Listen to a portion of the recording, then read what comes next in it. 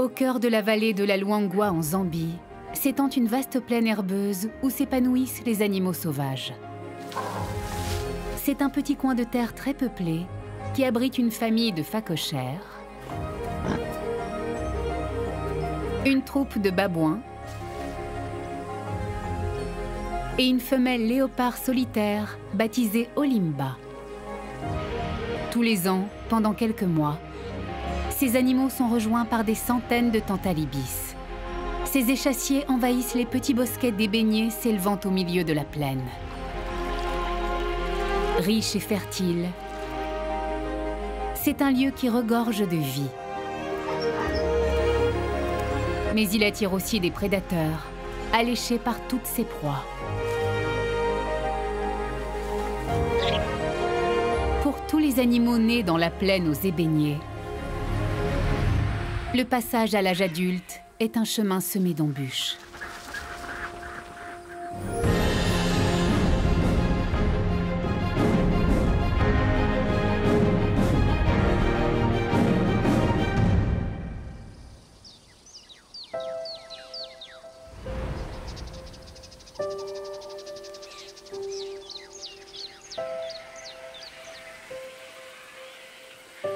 Voici un couple de tantalibis. Les deux oiseaux viennent de s'apparier et ils resteront ensemble pendant toute leur vie. Le mâle lisse doucement les plumes de la femelle, renforçant par ce geste le lien qui les unit. En réaction, elle garde le bec ouvert. Ils sont revenus dans les arbres où ils sont nés 3 ans auparavant.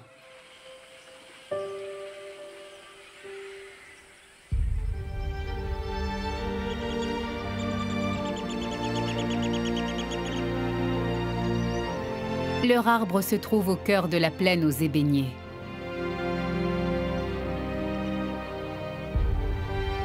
Une prairie qui s'étend sur 2,5 km, divisée par un cours d'eau sinueux et entourée de forêts.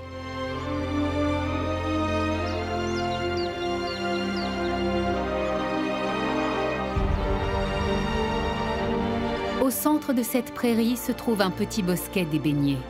Il accueille la plus grande colonie de tantalibis du monde.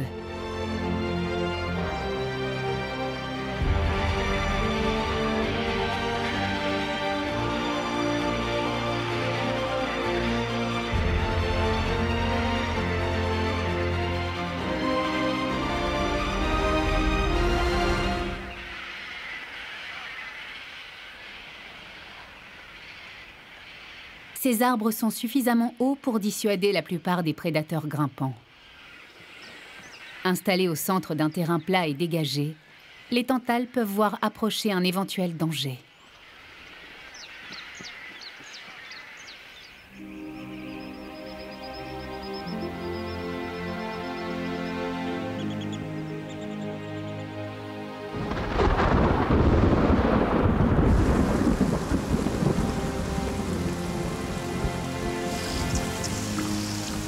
Nous sommes en février, et après 3 mois de pluie, de petites zones humides peu profondes parsèment la plaine.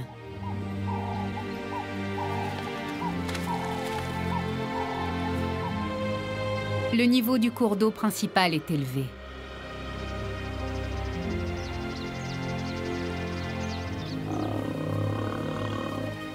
Cette plaine riche et fertile attire de nombreuses espèces d'animaux sauvages, venus se repaître de ce qu'elle a à leur offrir.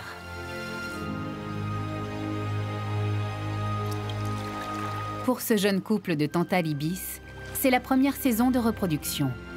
Une période qui coïncide parfaitement avec l'abondance de nourriture dans la nature.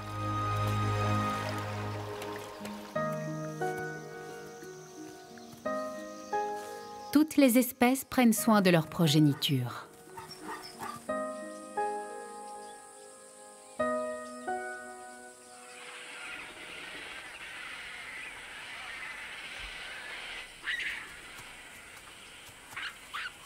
La troupe de babouins qui a élu domicile sous les ébéniers y trouve de nombreuses graines qui la tient occupée.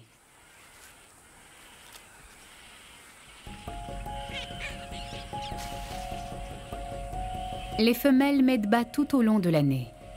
Ce groupe, qui comprend une 60aine d'individus, est donc composée de mâles et de femelles de tous les âges.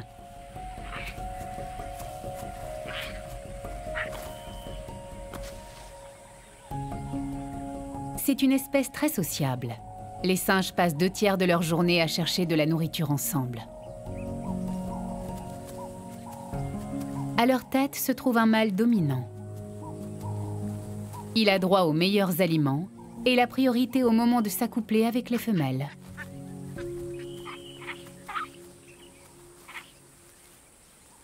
Mais les mâles s'affrontent violemment pour obtenir ces privilèges.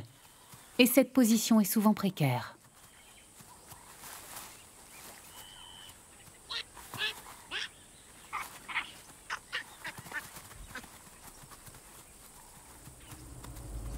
Un mâle rival issu d'une autre troupe s'approche.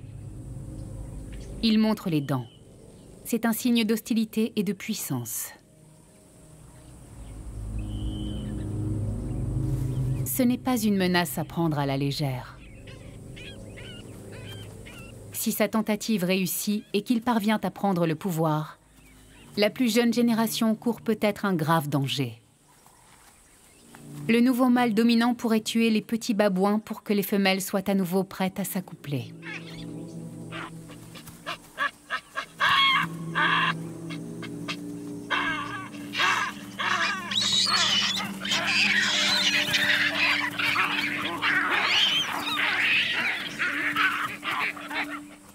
Le chef de la troupe et son bras droit remettent avec férocité le rival à sa place.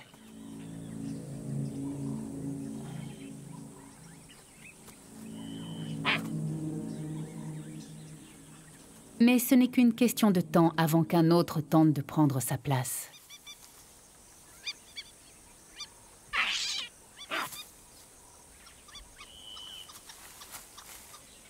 Il n'est pas facile d'élever une famille dans un environnement où les rivalités sont légion.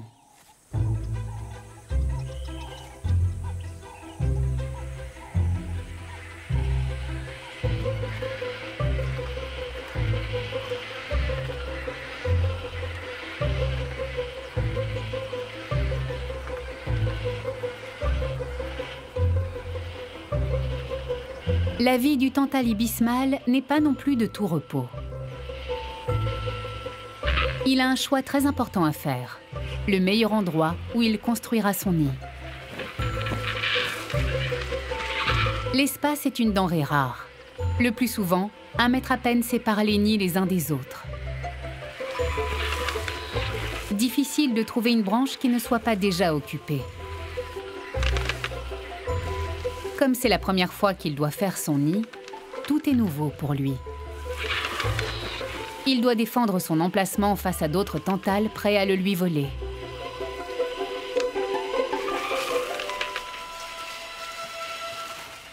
Une fois son concurrent écarté, il peut se concentrer sur sa mission. La femelle aussi participera à la construction du nid. Le mâle aura besoin de toute l'aide disponible.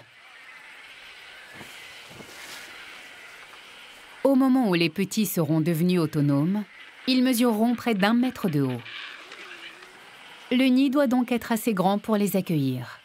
Il doit faire au moins 1 mètre de large.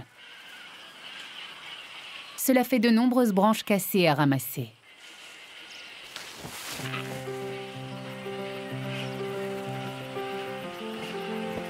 La construction du nid peut prendre jusqu'à 10 jours.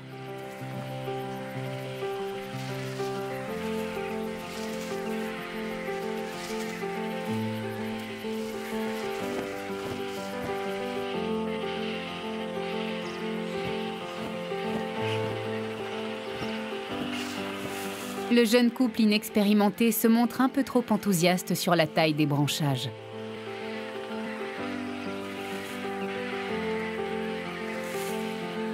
Cette branche est beaucoup trop grosse. Elle est restée coincée quand il a essayé de la rapporter au nid.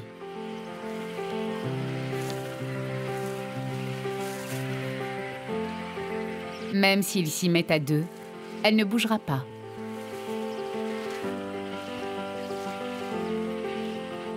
Les oiseaux plus âgés ramassent de plus petits morceaux de bois, quitte à faire davantage de voyages. Il est plus difficile de voler quand on est trop chargé. Cet excédent de bagages rend le travail plus compliqué.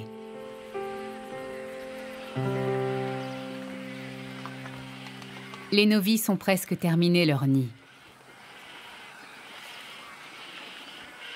Quelques derniers ajustements, puis la femelle vérifie qu'il est à son goût.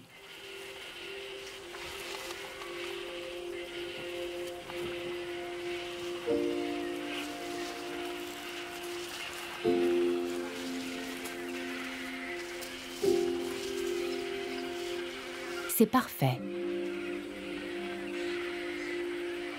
Bientôt, elle pondra 2 œufs qu'elle couvra en alternance avec son partenaire pendant 30 jours.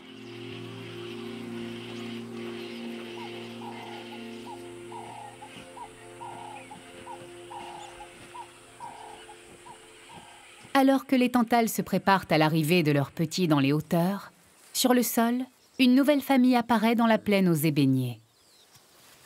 Cette femelle phacochère a mis bas dans un terrier dissimulé à la lisière de la plaine il y a 6 mois. Ces 3 petits sont maintenant totalement sevrés. Ils ne sont pas difficiles pour la nourriture. Ils avalent tout ce qu'ils trouvent, herbes, racines, bulbes, baies et même l'écorce de jeunes arbres. Non loin de là, un vieux mâle solitaire est en train de paître. Il reste seul dans son coin. Les mâles et les femelles se retrouvent uniquement pour s'accoupler. Le reste de l'année, certains mâles se regroupent entre eux, tandis que d'autres, comme celui-ci, restent seuls. Il est très doué pour brouter des herbes rases. Il s'abaisse tout près du sol en s'appuyant sur ses articulations du poignet, qui sont dures et calleuses. Les phacochères ont également un sens de l'odorat très développé, ce qui leur permet de trouver de la nourriture dans le sol assez facilement. Mais ce n'est pas la seule chose que ces petits peuvent sentir.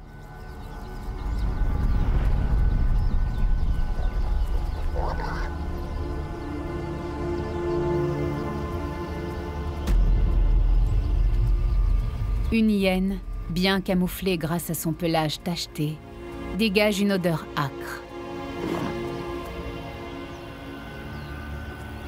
C'est un dangereux prédateur. Elle pourrait facilement s'en prendre à un jeune phacochère.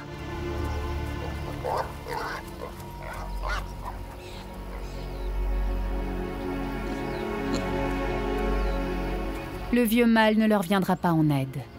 Les mâles ne jouent aucun rôle dans l'éducation des petits.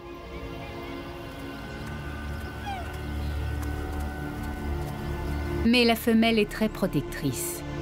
Elle n'aura pas peur de se battre pour défendre sa progéniture.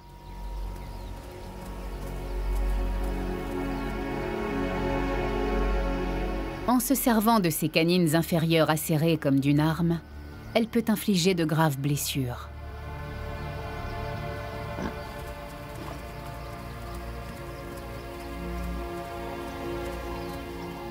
Une hyène solitaire sait qu'il vaut mieux ne pas s'en prendre à elle.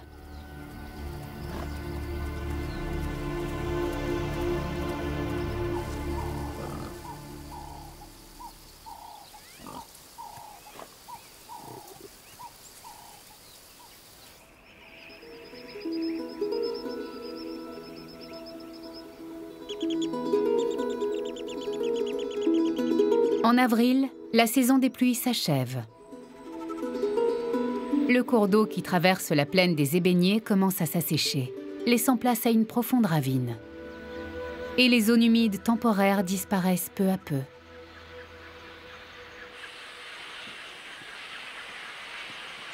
Là-haut, dans la colonie de Tantalibis, les nouveaux parents se sont bien débrouillés. Ils ont 2 oisillons en parfaite santé.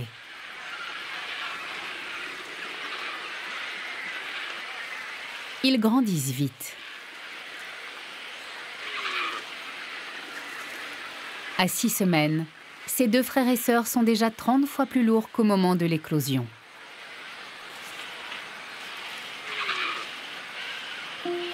Et ils sont plus affamés que jamais.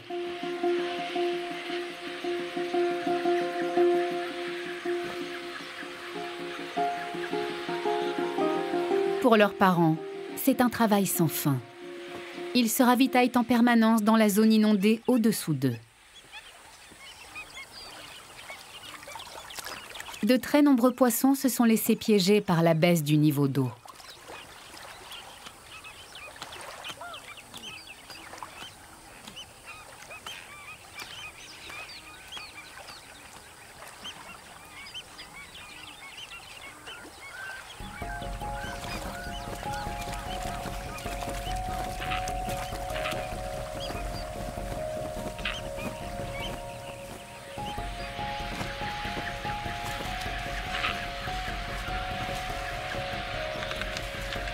Incapables de quitter le nid, les petits dépendent entièrement de leurs parents.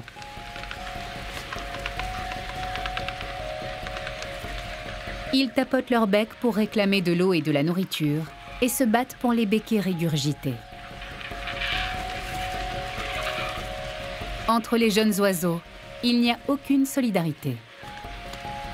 La sœur, plus âgée et plus vaillante, s'accapare la majorité de ce que ses parents rapportent. Mais les ébéniers ne sont pas exclusivement réservés au Tantale.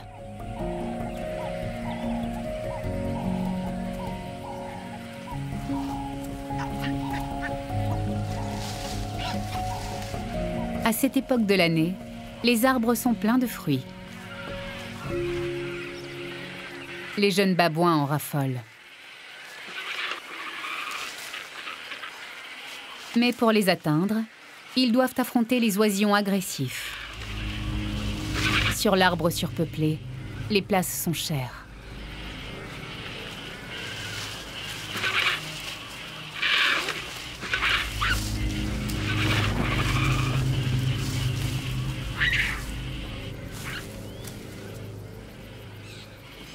La confrontation avec des babouins a fait une victime. Un jeune oisillon âgé de 4 semaines est tombé de son nid.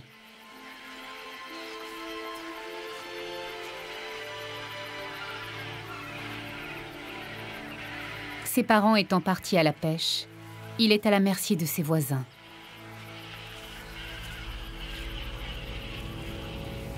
Et l'incident n'est pas passé inaperçu.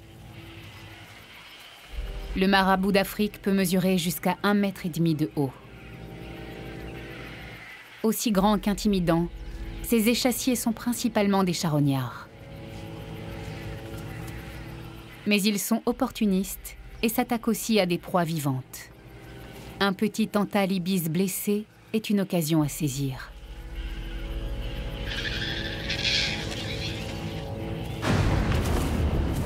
Celui-ci parvient tout de même à se défendre.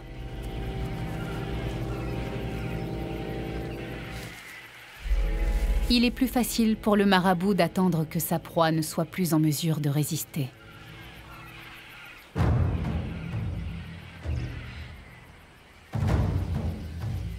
Mais l'oisillon n'est pas hors de danger pour autant. À cette époque de l'année, de nombreux oiseaux de proie sont attirés vers les ébéniers. Ils espèrent achever les tantales les plus faibles et vulnérables.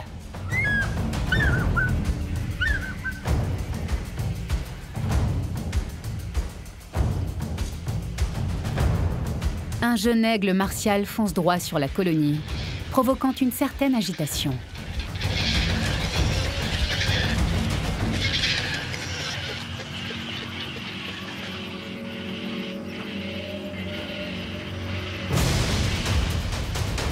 Un petit pigargue vocifère a repéré l'oisillon blessé.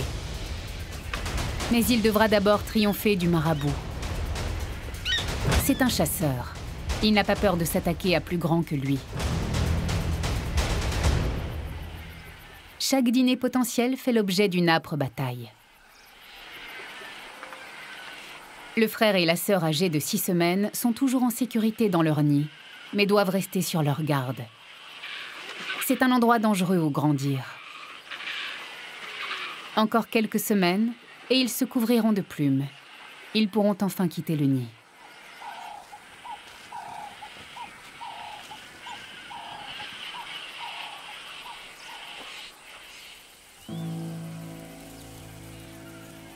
L'oisillon qui était tombé de l'arbre a titubé jusqu'à la ravine et n'a pas survécu bien longtemps. Le jeune pigargue vocifère a finalement droit à sa récompense. Il se nourrit principalement de poissons, mais ne dédaigne pas la charogne si l'occasion se présente. Mais comme il est encore petit, il est fatigué. Il prend son temps. Au sol, le risque d'attaque de hyènes ou de léopards est omniprésent. Et dans la ravine, il n'a aucune visibilité sur les environs.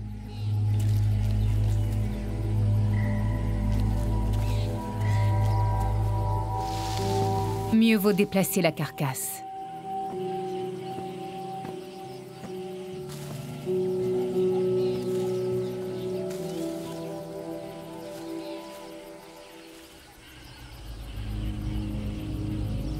Le pigargue vocifère a été suivi. Son ennemi juré, le marabout, est très habile pour voler la nourriture d'autres oiseaux, et il n'a pas encore capitulé devant ce repas. Mais il n'y aura pas de chapardage aujourd'hui.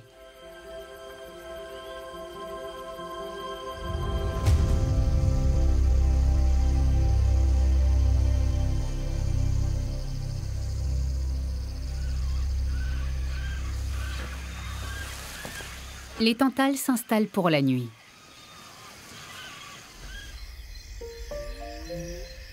À quelques centaines de mètres de là, dans les bois à la lisière de la plaine, une meute de lycaons se repose dans l'air frais de la nuit.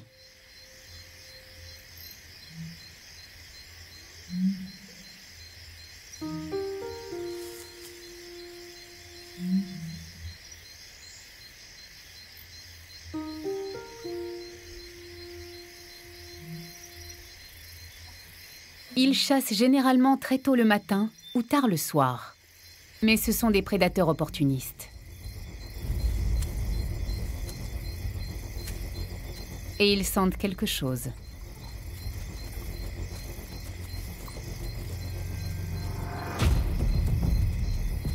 Solidaires, ils chassent toujours ensemble pour pouvoir s'attaquer à des proies suffisamment grandes pour nourrir toute la meute.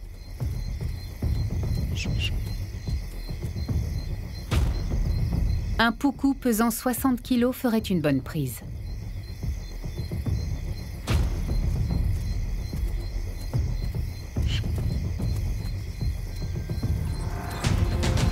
Les lycaons peuvent atteindre une vitesse maximale de 60 km/h. Ils sont bien plus rapides qu'un poucou. Ils sont aussi très endurants et poursuivent souvent leur proie jusqu'à épuisement.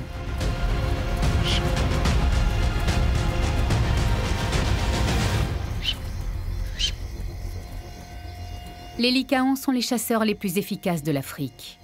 Mais le poucou a réussi à les semer.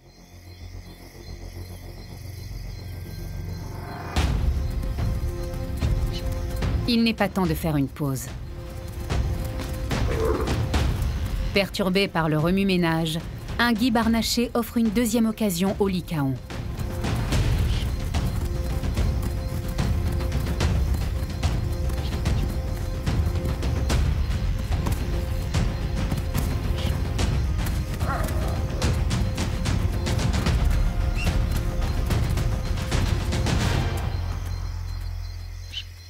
Mais ce n'est pas leur jour de chance. Ils sont affamés et fatigués. La meilleure chose à faire pour eux, c'est de se reposer. Mais ils restent vigilants, guettant la moindre occasion.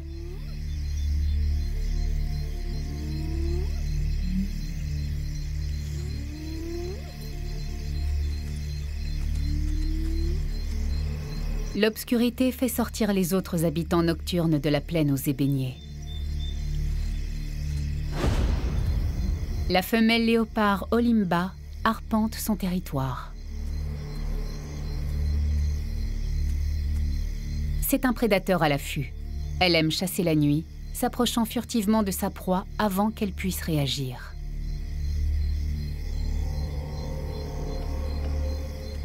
Un porc-épic en train de chercher tranquillement des racines à manger n'est peut-être pas la meilleure cible. Il possède les défenses idéales face à tout agresseur potentiel. Les piquants très durs de sa crête mesurent plus de 40 cm.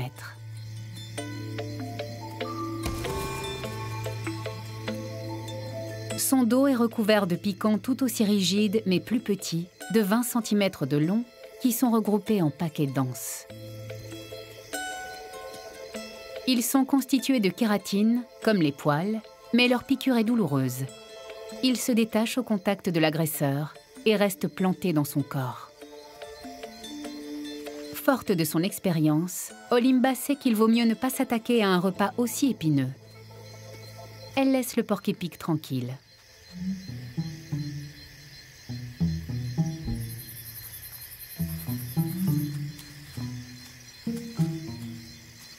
À 200 mètres de là, de l'autre côté de la plaine, un ratel femelle et son petit sont occupés à chercher des larves d'insectes.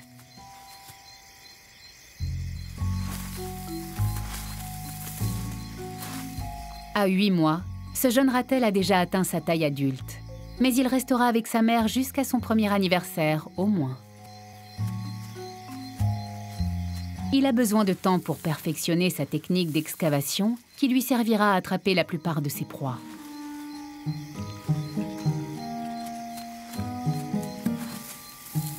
Les ratels peuvent creuser jusqu'à 50 trous en une seule nuit. Ils cherchent des insectes et des petits rongeurs. La boue meuble de la plaine aux ébéniers qui s'assèche est un terrain d'entraînement idéal.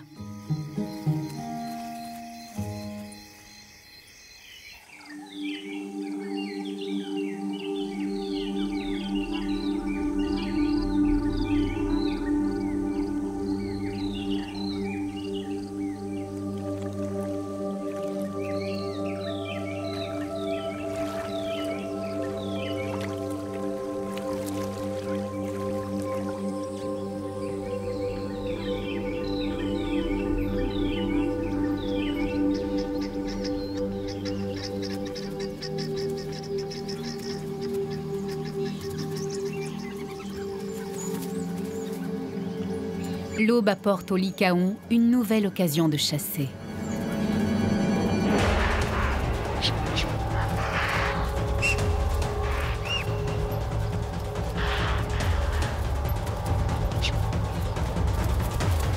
À la lumière du jour, l'antilope n'a nulle part où se cacher.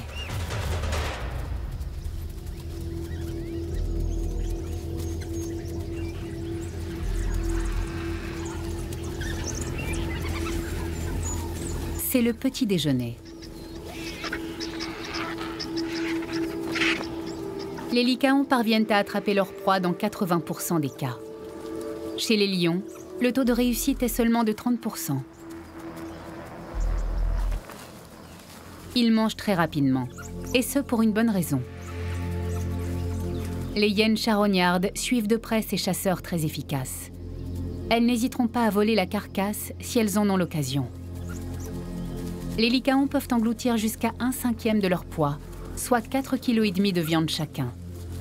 En à peine 20 minutes, le repas sera terminé.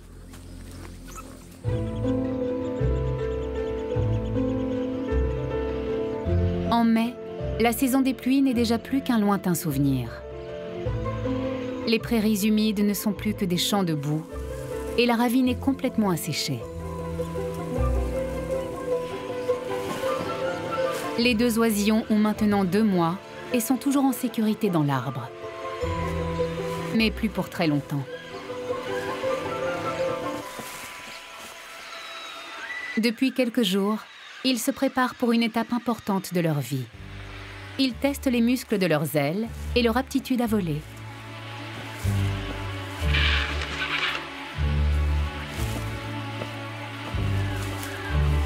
Jusqu'à présent, leurs parents faisaient tout à leur place. Aujourd'hui, ils ne pourront leur être d'aucune aide. Il est temps de faire leur premier pas vers l'indépendance.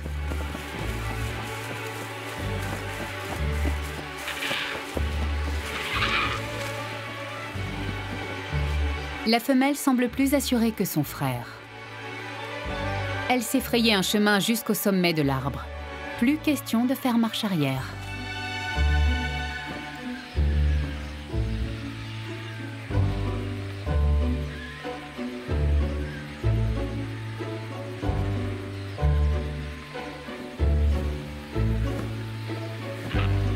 Voler n'est pas très compliqué, même pour un novice.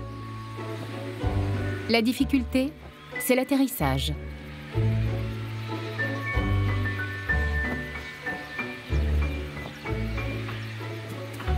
Pas mal pour un premier vol.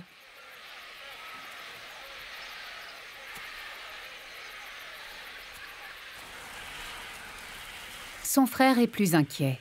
Il doit encore rassembler son courage.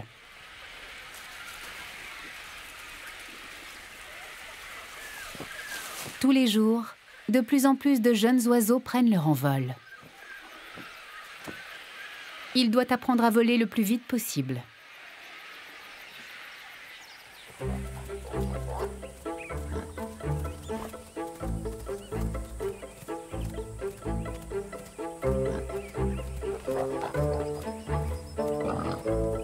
Une autre femelle et ses deux petits ont rejoint la famille de phacochères. L'union faisant la force, les femelles adultes pourront maintenant mieux protéger leurs 5 petits des prédateurs.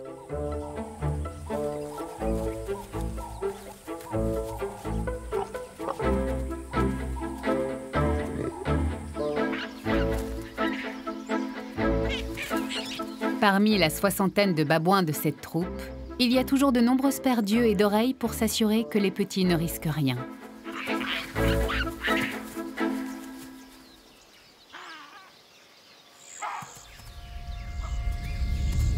Constamment sur ses gardes, le mâle dominant a repéré un danger. Olimba.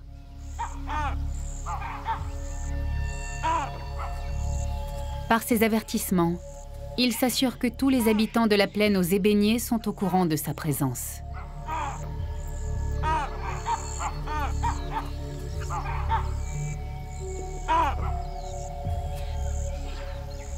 C'est l'un des prédateurs les plus redoutables de la région.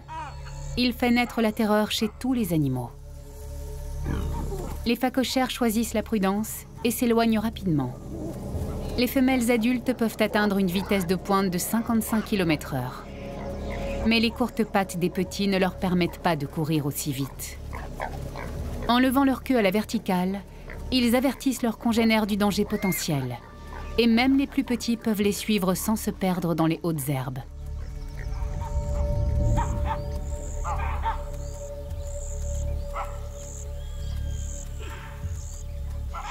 Elle a été repérée. Il ne sert à rien d'insister.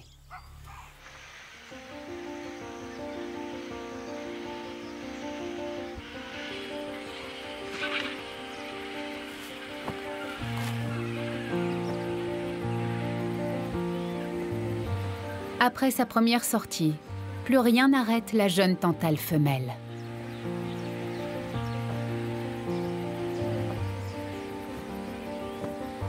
Jour après jour, elle s'entraîne à voler. Dans quelques semaines, les échassiers quitteront la plaine aux ébéniers en quête d'autres zones de pêche. Mais pour son frère, l'avenir s'annonce beaucoup plus sombre. Il a fini par prendre son envol, mais a mal calculé son atterrissage et s'est blessé à la patte. Il n'est pas le seul à avoir eu un parcours mouvementé. Moins d'un tiers des jeunes tantalibis parvient à l'âge adulte. Beaucoup meurent entre les griffes des prédateurs, de faim ou d'accident. Dans un environnement aussi rude, il est déjà difficile de survivre quand on est en bonne santé. Alors blessé, le petit mâle boiteux n'en est qu'au début de sa vie, mais la mort le guette déjà.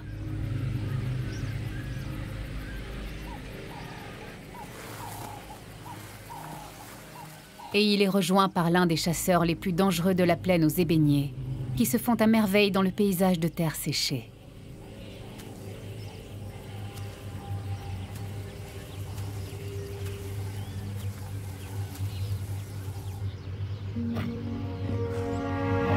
Le jeune tantale blessé serait une cible facile pour Olimba. Mais elle a des vues sur une plus grosse proie.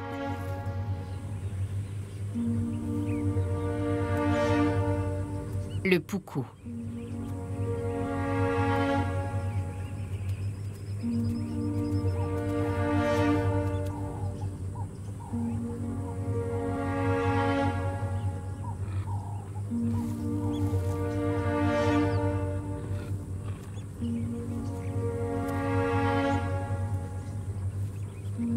Le silence et la rapidité sont ses principaux atouts. La ravine asséchée est une très bonne cachette d'où surveiller sa proie.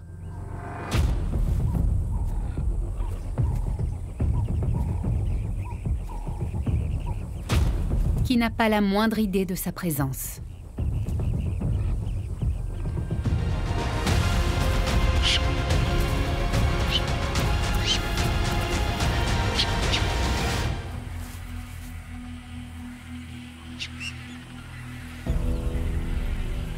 Une fois sa victime mise à mort, elle ne peut pas rester à découvert. Seule, elle serait incapable de défendre son repas face à un groupe de lions, de hyènes ou même de lycaons.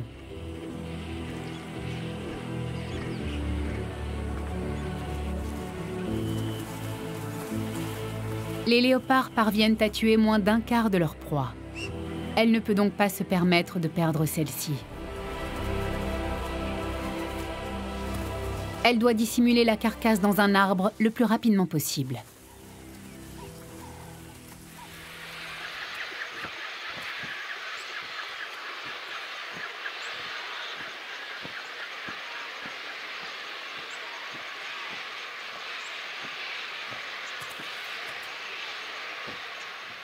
Au fil de la saison, la prairie humide s'assèche. Pour les jeunes tantales qui cherchent à perfectionner leur technique de pêche, c'est l'endroit idéal.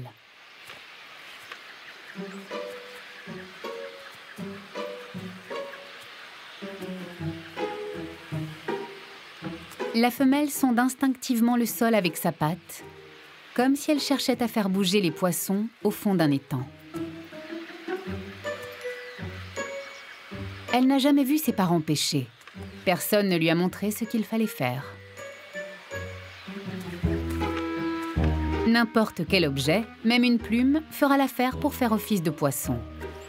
Elle doit s'habituer à fermer son bec le plus rapidement possible.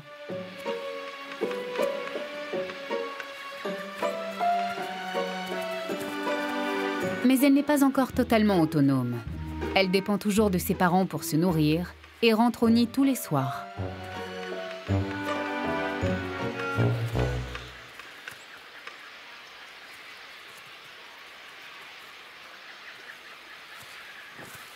Pour son frère, c'est plus difficile. Il est incapable de porter des poids lourds à cause de sa patte blessée. Il ne peut pas s'entraîner avec les autres pour acquérir les compétences dont il a désespérément besoin pour pouvoir survivre seul. Si sa patte ne guérit pas, il ne survivra pas.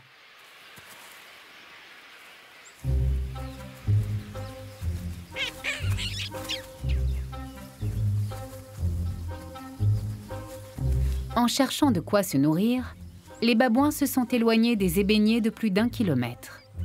Ils se retrouvent près d'un ruisseau en bordure de la plaine. Il y a beaucoup plus de végétation de l'autre côté. Mais il y a un obstacle à franchir avant. Les babouins savent nager et ces eaux sont peu profondes. Mais elles le sont suffisamment pour dissimuler un redoutable prédateur. Mieux vaut être prudent. Le grand mâle dominant ouvre la voie.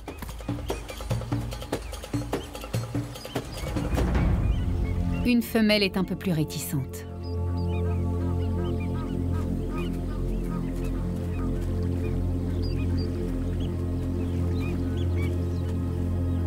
Le temps qu'elle prenne une décision, un autre babouin s'élance.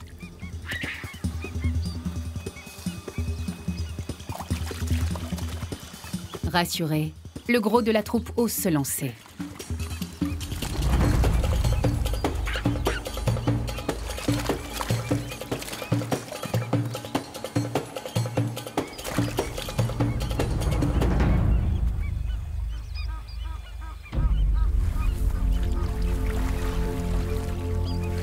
Toute cette agitation n'est pas passée inaperçue.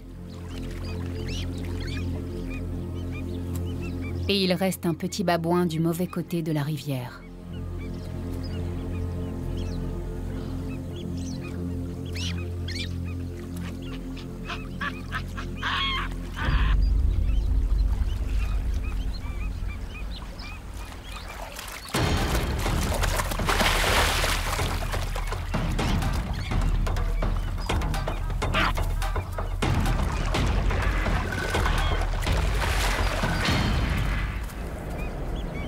Plus qu'un obstacle à franchir.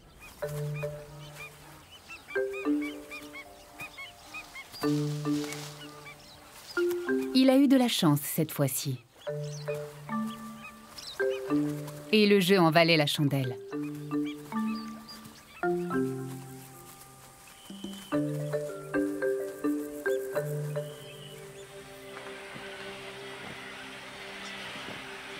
À la fin du mois de mai, la jeune femelle Tantalibis est en parfaite santé.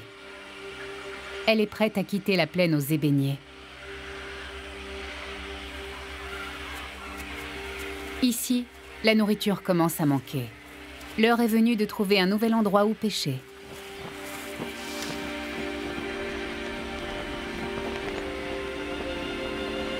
Les jeunes tantales partent tous ensemble en direction de la rivière.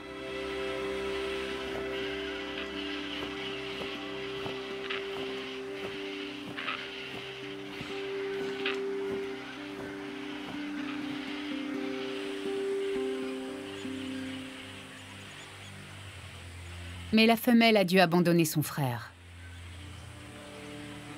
Il n'a pas pu guérir de sa blessure à la patte. Et une fois ses parents partis, il n'y avait plus personne pour le nourrir. Les marabouts d'Afrique ne tardent pas à venir se disputer sa carcasse. Leur acide gastrique est assez puissant pour décomposer des os.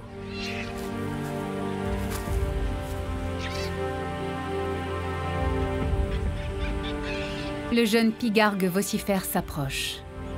Mais cette fois-ci, il est seul.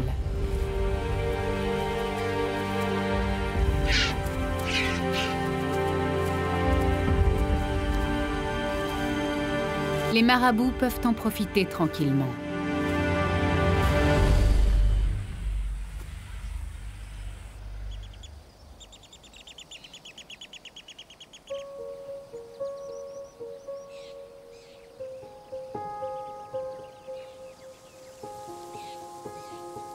À partir de juin, les ébéniers sont complètement vides.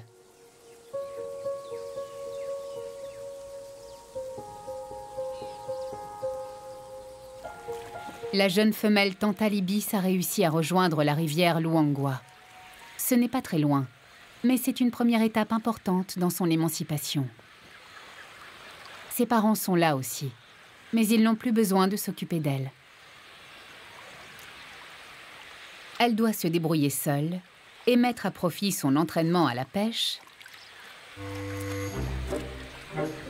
même s'il n'est pas toujours facile de distinguer ce qu'on attrape dans l'eau trouble.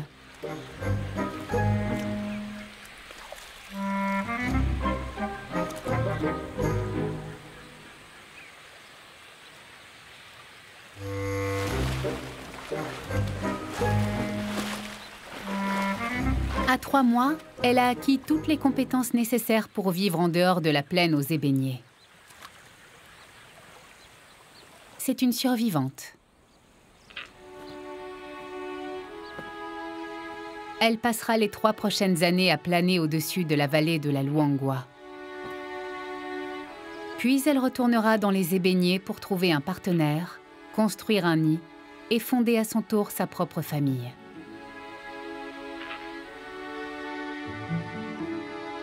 Maintenant que les nids sont vides, la vie dans la plaine est bien plus calme.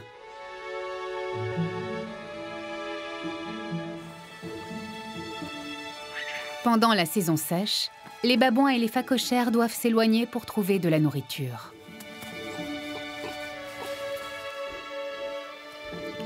Olimba reste seule et règne sur son territoire.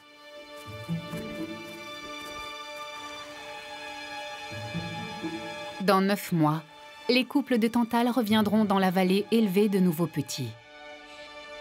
Mais pour le moment, la plaine aux ébéniers est paisible. Elle attend le retour de la pluie qui remplira les cours d'eau pour que la saison de reproduction puisse à nouveau avoir lieu.